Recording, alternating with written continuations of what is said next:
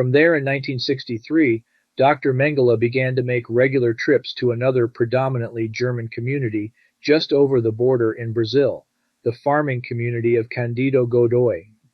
It is no coincidence that CIA George Bush bought hundreds of thousands of acres in Paraguay, adjoining the Unification Church's Reverend Sun Myung Moon property. Both massive parcels are hidden within a remote South American wilderness to cover up the cloning of a U.S. president and the need to bury any evidence of what may well have happened there. In Candido Godoy, people remembered that Dr. Mengele talked of artificial insemination in human beings and that he continued working with animals, proclaiming that he was capable of getting cows to produce male twins.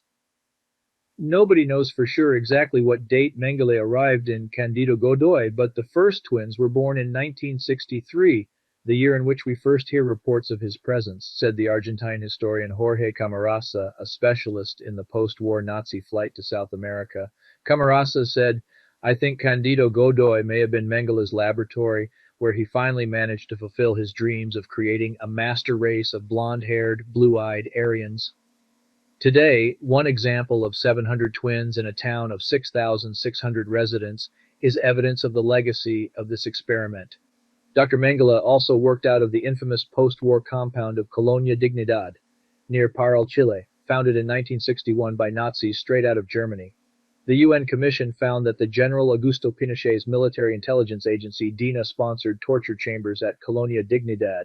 DINA is the head of Chile's secret police, a CIA asset. Its underground bunker and chambers were used as research center to continue Dr. Mengele's work of refining the art of torture. Prisoners have allegedly been subjected to different experiments without any interrogation.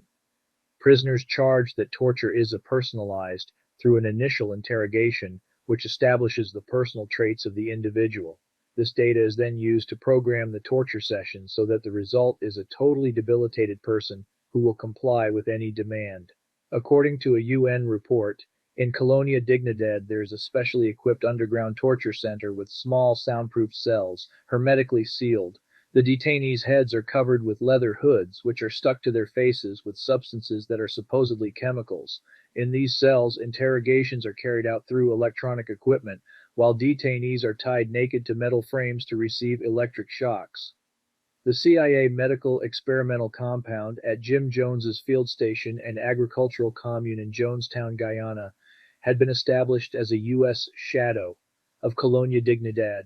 Jeannie Mills, a white overseer and ringleader of the People's Temple that had been assassinated in Berkeley in 1980, claimed to have seen films taken inside a Chilean torture camp while at Jonestown. These films were either taken at the Colonia Dignidad or another location in Pisagua. At that time, the only source possible for the films had to have been the CIA, DINA, or Dr. Mengele.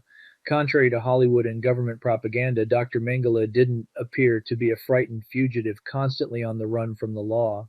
To the contrary, after the capture, conviction, and execution of Obersturmbannführer SS Otto Adolf Eichmann in 1962, the great Nazi Satanist appeared to have traveled freely throughout South America, Canada, Germany, and the United States without a care in the world, polarizing the population, spreading death, destruction, and chaos. In 1985, New York Senator Alphonse M. D'Amato testified at a Senate hearing that the U.S. government had evidence from cables and other documents indicate that Mengele had a network available to him in raising large sums of money, and that high officials in South America gave him protection. Dr. Mengele didn't die in 1979 and was right in the middle of the CIA Iran-Contra crack cocaine scandal.